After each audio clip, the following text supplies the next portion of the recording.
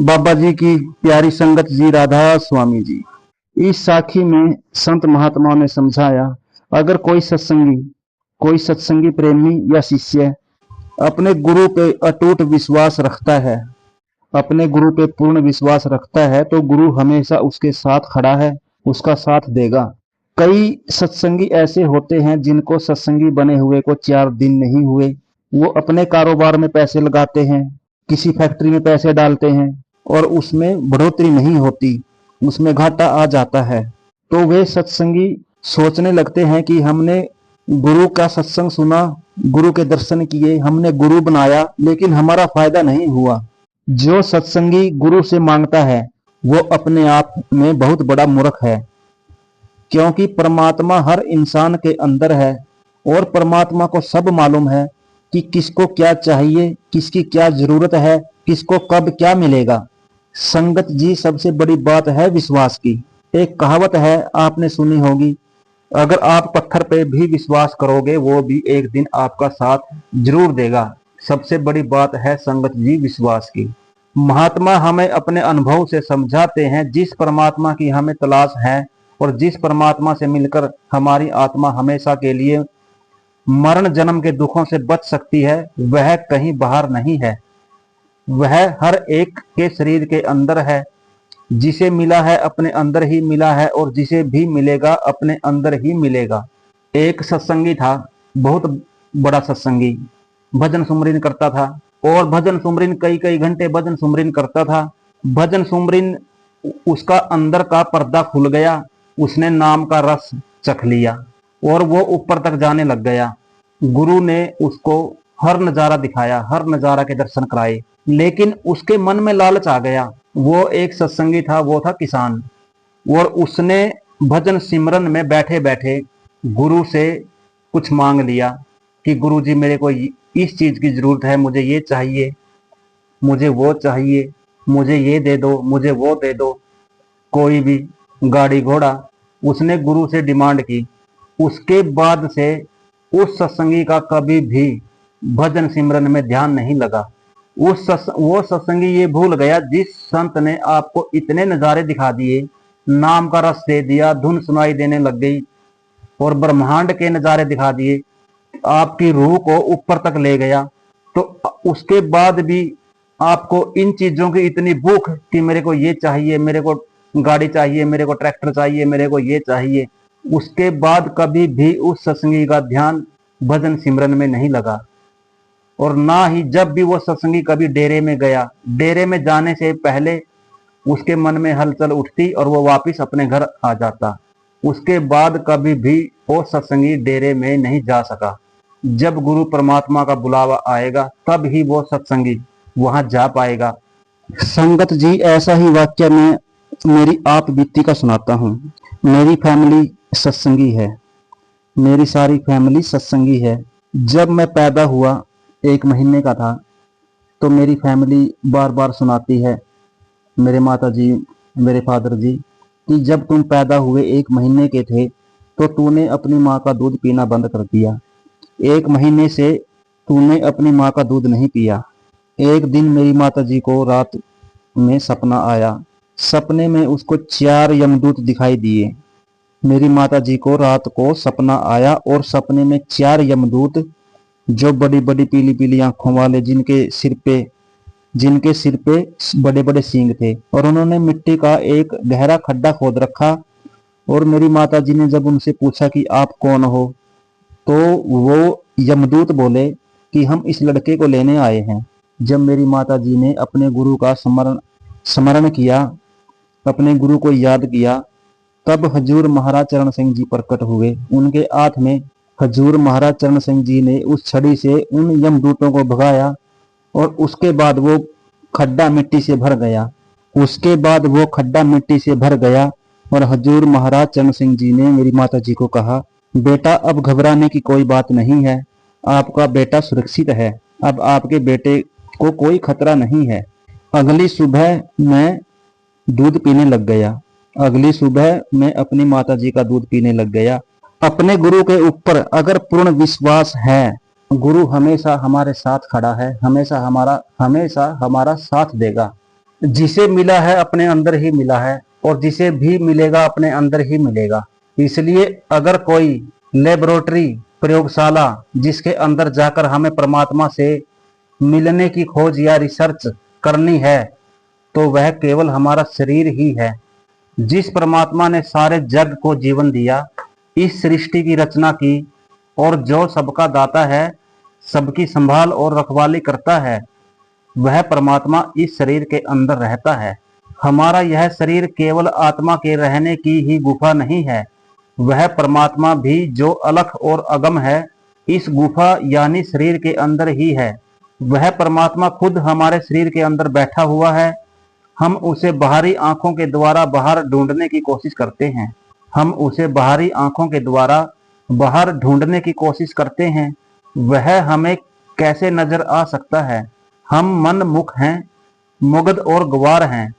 जो चीज हमारे घर के अंदर है, हम उसे बाहर ढूंढ रहे हैं। जिस तरह तिलों में तेल है और पत्थर में आग है, उसी तरह परमात्मा भी हमारे शरीर के अंदर है। जिस प्रकार आंख के अंदर पुतली है, उसी प्रकार इस दुनिया को बनाने वाला भी हमारी देह के अंदर है। हम लोग मूर्ख हैं, अंधे हैं। हम लोग मूर्ख हैं, अंधे हैं, उसे अपने शरीर के अंदर तो ढूंढते नहीं। हम लोग मूर्ख हैं, अंधे हैं, उसे अपने शरीर के अंदर तो ढूंढते नहीं, बाहर तलाश करने की कोशिश करते हैं। जिसकी खोज के लिए हम जंगल पहाड़ों में भटकते फिरते हैं, जिसे हम मंदिर मस्जिदों में ढूंढते फिरते हैं, वह हमारे शरीर के ही अंदर है। हमारे और मालिक के दरमियान भ्रम का पर्दा है। हमारे और मालिक के दरमियान भ्रम का वो पर्दा है, इसलिए वह हमें दिखाई नहीं देता। तुलसी साहिब, जो उत्तर प्रदेश में दखनी बाबा के नाम से बड़े प्रसिद्ध महात्मा हुए हैं, अपनी वाणी में वो कहते हैं, क्यों भटकता फिर रहा तू ए तलाशे यार में, रास्ता साहा रग में है दिलवर पे जाने के लिए। क्यों उस परमात्मा की तलाश में बाहर भटकते फिर रहे हो? परमात्मा हर एक के अंदर है, और अपने तक पहुंचने का रास्ता भी परमात्मा ने हर एक के अंदर ही रखा है। खुदा की बादशाहत तेरे अंदर है। वह परमात्मा जो 24 घंटे तुम्हारे साथ तुम्हारे अंदर है, फिर तुम बाहर किसे दिन रात ढूंढते फिर रहे हो?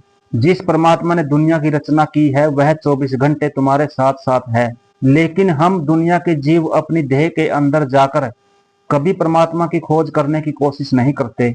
हमेशा उसे या तो जंगलों और पहाड़ों में ढूंढने की कोशिश करते हैं, या ग्रंथ पोथियों में से पाना चाहते हैं, या समझते हैं कि वह गुरुद्वारों, मंदिरों, मस्जिदों या गिरजाघरों में ही मिल सकता है। कभी विचार आता है कि वह कहीं आसमानों के पीछे छिपा बैठा है, लेकिन जिस जगह वह परमात्मा है, उस जगह तलाश नहीं करते। लेकिन जिस जगह वह परमात्मा बैठा है, उस जगह तलाश नहीं करते। जो मालिक के असली भक्त और प्यारे हैं, जिनको किसी संत महात्मा की संगति मिल चुकी है, वे परमात्मा को शरीर या देह के अंदर ढूंढते हैं। बाकी सब दुनिया के जीव भ्रमों में फंसकर यहीं भूले फिरते हैं। हम पत्थर और ईंट इकट्ठी करके मस्जिद या मालिक के रहने की जगह बना लेते हैं। हम पत्थर और ईंटें इकट्ठी करके मस्जिद या मालिक के रहने की जगह बना लेते हैं, और उसके ऊपर चढ़कर मौलवी ऊंची ऊंची बांग देकर परमात्मा को पुकारता है, जैसे परमात्मा बहरा है और हमारी आवाज उस तक नहीं पहुंच सकती। आप समझाते हैं कि ए मुल्ला, वह खुदा बहरा नहीं है। जिस खुदा के लिए तू इतने जोर जोर से चिल्ला रहा है, वह तो तेरे अंदर ही मौजूद है। मुसलमान उस खुदा को मस्जिद के अंदर ढूंढ रहे हैं। मुसलमान उस खुदा को मस्जिद के अंदर ढूंढ रहे हैं। हिंदू मंदिरों में उस परमात्मा की तलाश कर रहे हैं। सिख और ईसाई गुरुद्वारों और गिरजाघरों में जाकर खोज रहे हैं। लेकिन वह अलख पुरुष तो उनके शरीर के अंदर ही है, और अंदर ही मिलेगा। हमने परमात्मा के रहने के लिए जो स्थान बनाए हैं, कितना अफसोस है कि उन स्थानों में जाकर दिन रात उस परमात्मा की खोज कर रहे हैं, और जिस मस्जिद यानी शरीर के अंदर वह परमात्मा रहता है, वह शरीर उस मालिक की याद में दिन रात दुख उठा रहा है। अगर कोई सच्चे से सच्चा गुरुद्वारा, मंदिर, मस्जिद या गिरजा है, वह केवल हमारा अपना शरीर है। यह जगह परमात्मा ने अपने रहने के लिए खुद बनाई है और इसके अंदर वह खुद रहता है। इस शरीर को परमात्मा का जीता जागता मंदिर कहकर पुकारा है। ऋषि मुनियों ने इसे नर नारायणी देह कहकर समझाया। यह वह देह है जो नारायण ने खुद बनाई है, वह देह जिसके अंदर परमात्मा रहता है और जिस देह के अंदर ही आत्मा को परमात्मा से मिलने का गौरव प्राप्त हो सकता है। हमारा शरीर ही मालिक के रहने का असली हर मंदिर है और उस मालिक का असली ज्ञान उसी के अंदर से प्राप्त हो सकता है। जरा गौर करके देखें कि उस परमात्मा के रहने के लिए जो स्थान हमने खुद बनाए हैं, जैसे मस्जिद, मंदिर, गुरुद्वारे, गिरजे वगैरह, उनमें हम परमात्मा की खोज कर रहे हैं।